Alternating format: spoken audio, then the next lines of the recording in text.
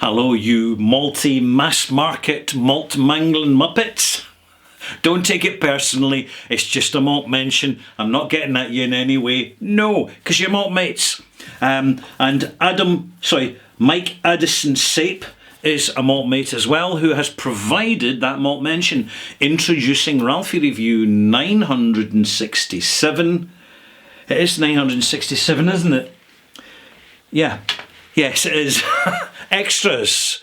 Welcome to the extras. Welcome to my channel, Ralphie.com, the home of rather opinionated and occasionally grumpy quality spirit reviews, focusing primarily on Scotch single malt whisky. But we're having a little change today in this extras, because it's called an Irish whisky update, right? And it's basically, I did an extras just about 3-4 weeks ago. In fact, it was Ralphie Review 963, so it's about 4 weeks ago. And it was entitled Irish Whisky in 2023, and I gave my opinion and overview on where I think Irish whisky is at this year. It's the year that this video has gone on to YouTube. And one of my Patreon subscribers, called Laurie, and he has his own Irish whisky channel, which I'm going to mention right now, so as you're aware of it, because if you want to know about Irish whisky, it's best to go to an Irish whisky site. And his channel is called www.whiskey, that's whiskey with an A, whiskychatspodcast.com, and I'm going to put a link down below so you can check it out for yourself. And Laurie sent me a message, which I really appreciated, by the way, because it's inevitable that we're all going to be misinformed about something, but when people give us an update on information, we're less misinformed, and this is where the communication is really, really useful. And Laurie basically says, hey Ralphie, hope you're keeping well, fella. I'm well, Laurie, I'm well. You know, I'm one of your biggest fans. Oh, stop it. But I have to weigh in on this video with a few points. Here we go, weigh-ins happening. Pot still Irish whisky hasn't been called pure pot still for nearly 20 years now, due to a name change in the technical file, due to a US legal clampdown on the use of pure. Right, now that's very interesting, that, because you will find that there is, out with Ireland, there's often an interchange of the word single pot still with pure pot still. And the word pure tends to get stuck on to the word pot still, denoting that the pot still whisky's been made in the traditional historic style. And this is, you'll find there's quite a number of Scotch whisky drinkers use this designation of pure. So now we know that technically it isn't used. What I will do personally is I'll discontinue saying pure pot still, and instead I will say single pot still if the pot still whisky has been made in a single pot still, right? Or just pot still. Yeah, just pot still as the generic reference to a style of Irish whisky which combines malted and unmalted barley. Now, Laurie goes on to say, pure pot still, sorry, oops. Pot still Irish whisky isn't a blended whisky. Now, this is the Irish perspective on it. And you will notice, and I'm guilty of this, that I will call a pot still whisky a blended whisky, being a blend of malted and unmalted barley. But from the Irish perspective, it is a style of single malt whisky.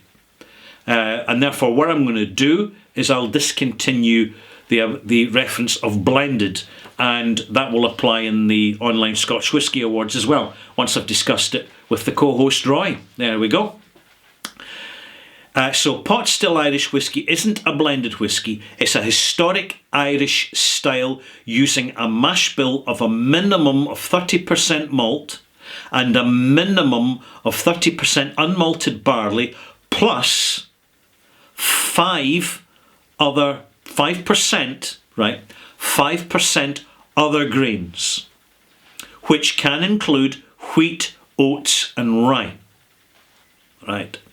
Now, the reason, my perspective, is that the oats, rye and wheat, these other grains can go into traditional pot still Irish whiskey, not necessarily to add flavour, because 5% is a very low volume, but it's actually the enzymes that are released which help the yield from the unmalted barley.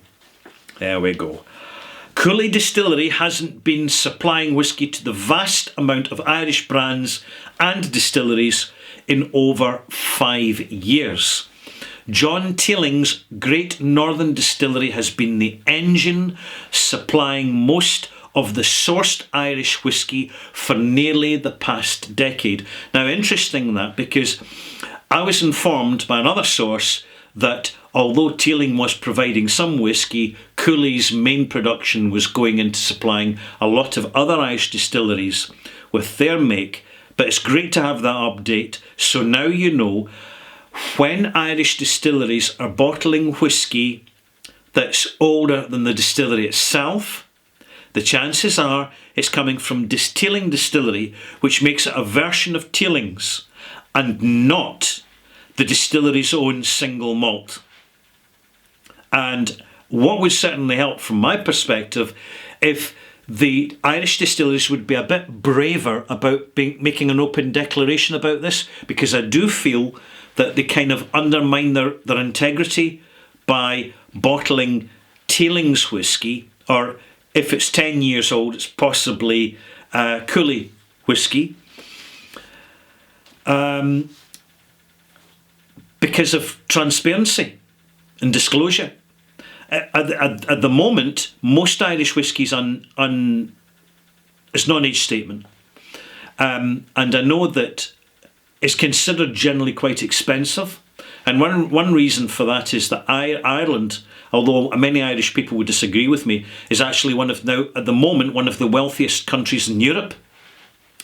Although, as usually happens, there's a relative minority that are particularly well off, and the majority are managing to get by. But that's always the case.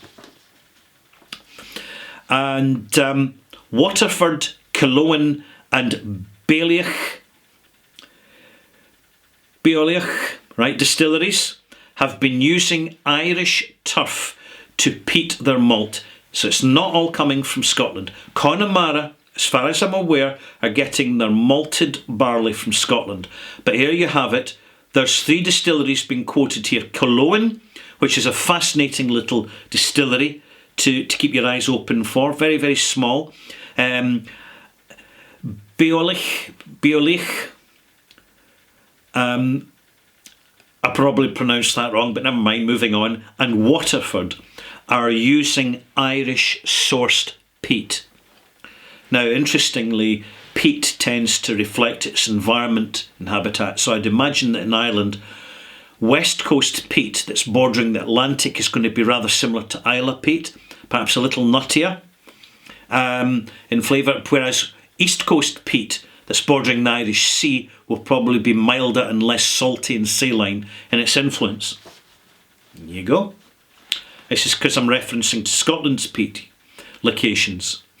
And there are currently 44 whisky distilleries on the island of Ireland. 44. There has been an absolute explosion in Irish whisky distilleries in a very, very short space of time. And it's a good thing you've got folk like Laurie around, because we're spoiled for choice from Ireland at the moment, as and when their whisky's ready.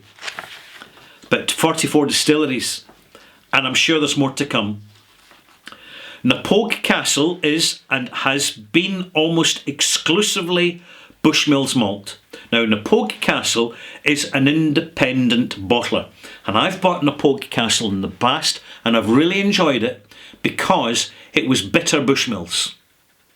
Whereas Bushmills engineer their official bottlings to be super sweet, in my opinion. Napogue Castle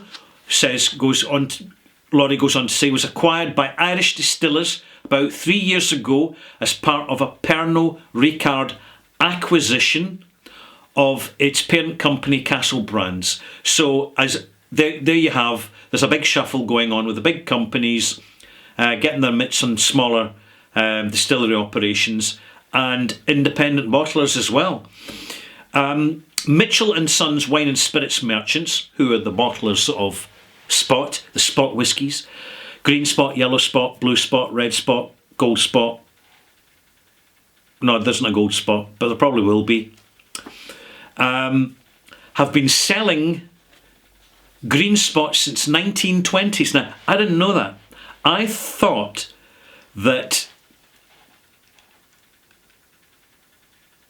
Green Spot was part of the Irish whisky revival in the 1960s. So it's interesting to note that it's the 1920s, around just before Prohibition. So it's good to see a licensed grocer in Dublin being very important part of keeping the authentic tradition of Irish whisky alive. So Green Spot has been available for 100 years as an Irish whisky brand and not 15 years. Duly noted. Coopers don't earn great money in Ireland. This will be very interesting because what's great money? At the moment, Coopers in Scotland are earning up to £45,000 a year, which that used to be good money. I know it's changing, but really, if Irish distilleries want to look after their legacy, they need to invest in Coopers. There is no shortcut. You cannot mechanise the process. Take it from me, Irish distillers. I've seen it happen, and it's been a mess. A disaster, and the worst is yet to come.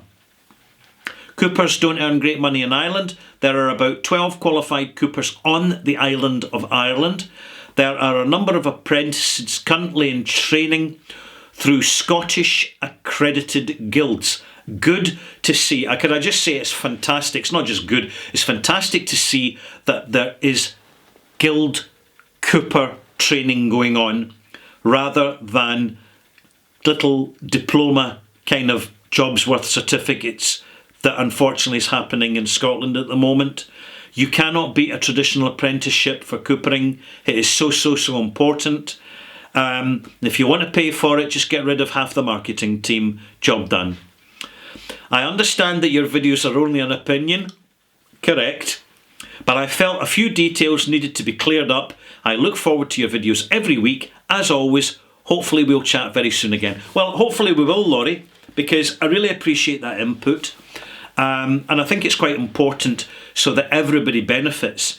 Is if I am misinformed or have any wrong information about something, as and when I get the opportunity to update you on information, even when it's fairly eclectic, like the Green Spot legacy, the fact it's been around 100 years and not 15 years. You know, if you're into Irish whisky, that's important, it matters. If you're primarily into Scotch whisky, maybe it's not so significant. But I think everything matters over time, because the more we move away from being uninformed, collectively sharing information and openly discussing it, that over time we become increasingly empowered by being properly informed and accurately informed. And there you have it. So thank you, Laurie. So I'm going to recommend, final mention to Laurie's podcast. You'll find the link down below. Whiskey, that's whiskey with an E, of course, Chats, C-H-A-T-S, podcast.com. You'll find it in Apple. Right, that's my extras done. Hope you've enjoyed this. If you have, leave a comment, click like, etc, etc. Hey malt mates, we'll see you soon. My next review will be the final edition of the Oswis feedback reviews. It'll be Scotch Whisky of the Year 2022. I will be reviewing it. I will tell you what I think in Ralphie Review 968.